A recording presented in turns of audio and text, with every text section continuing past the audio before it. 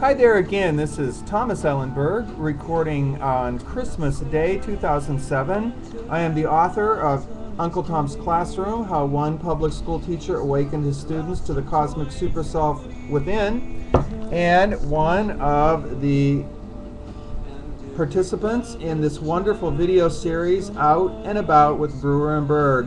Both of these can be found on Amazon.com. I'm going to read a little bit of this for you today to begin this new year and this Christmas season. Part 1. Inside Bergland University and the First Cosmic Classroom of the Super Self. What I did when I was a teacher in San Francisco was I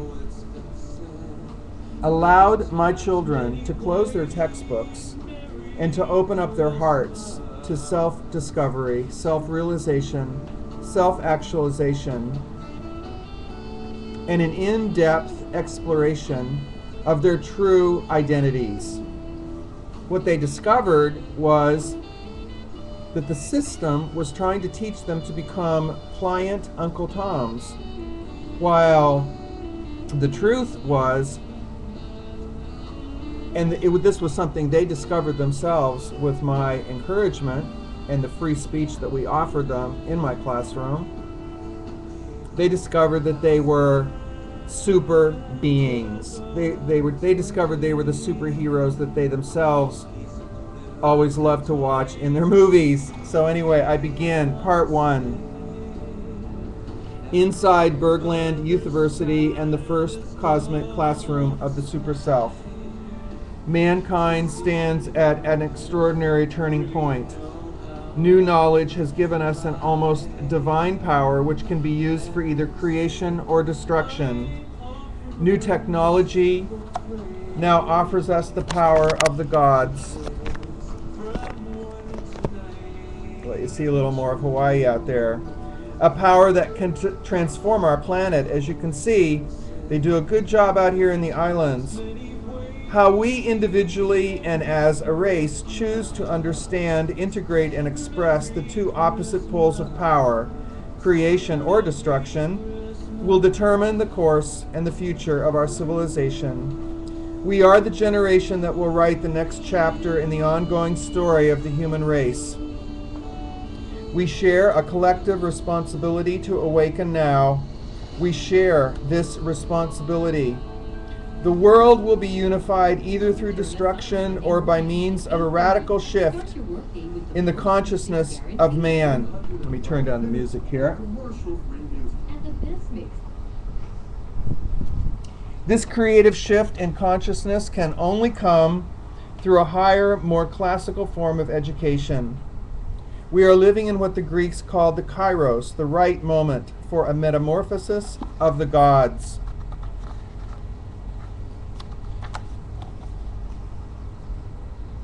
Author's notes. Humans possess an innate, inherent, and amazing capacity for language.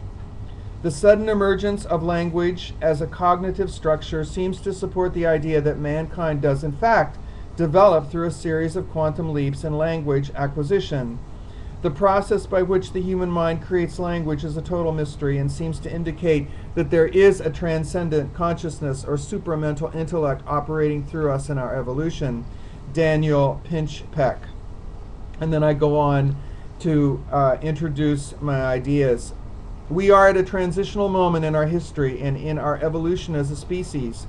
Those of us who have dedicated our lives to education have a responsibility to revolutionize the way we seek to accomplish the sacred goal of teaching our children how to know. This will involve the evolution of our language in order to allow in the wisdom and knowledge that is continually being downloaded to us from transcendent realms of consciousness. Language is our chosen tool of cognition, the way we as a species learn how to perceive, interact, and understand reality. We seem to evolve as our language evolves. This book is about how we can use and evolve language in order to awaken ourselves and our children from the self-invalidating cultural programs of the past. I discovered after 3 decades of teaching in San Francisco's public schools that an extremely effective way of helping my students to understand, appreciate, and personally integrate the language of cosmic consciousness found in much of the world's great literature was to ask them to paraphrase what they read in their own minds.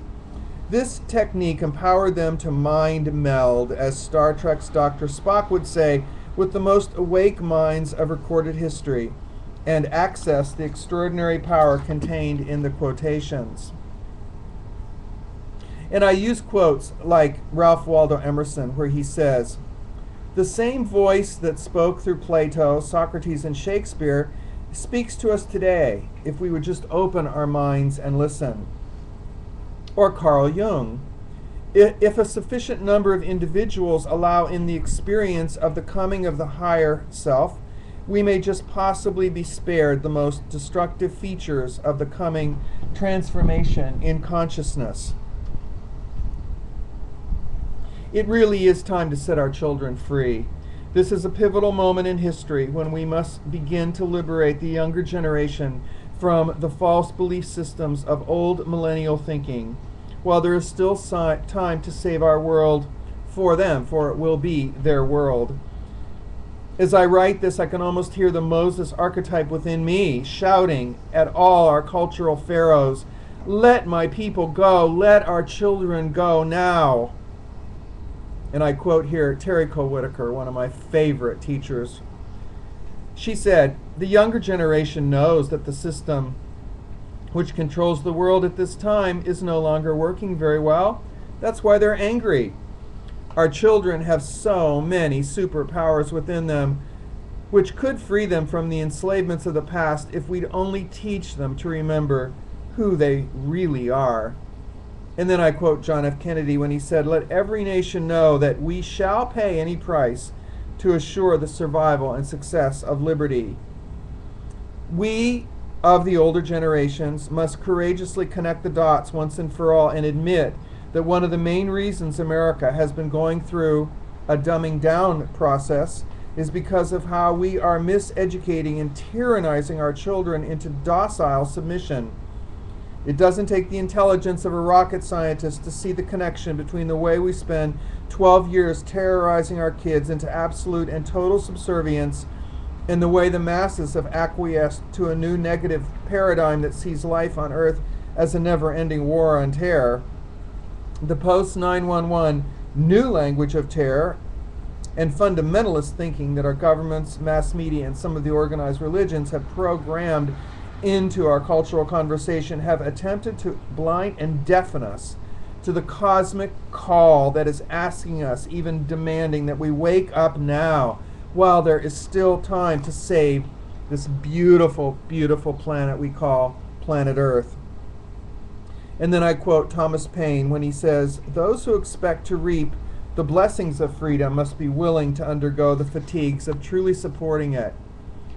So, this book is offered as a wake-up call to begin the difficult but necessary process of freeing our beloved young children from the post-9/11 reign of terror, while there is still a chance to save our world civilization from self-destruction. We can only accomplish this by no longer educating our children, our living treasures, and our only hope for the future, to be afraid and live out their lives as unthinking slaves to huge indoctrinational systems. We must literally evolve a new language in order to wake ourselves up from society's despair, and so we can remember who we really are in the grand cosmic scheme of things. Uncle Tom's Classroom is just such an urgent call to liberate ourselves and our young people from all the old ways of thinking and talking that actually made us forget that we are all extensions of the one cosmic super selfhood born on Earth in this new millennium to become fully awakened, connected, magnificent masters of the quantum field.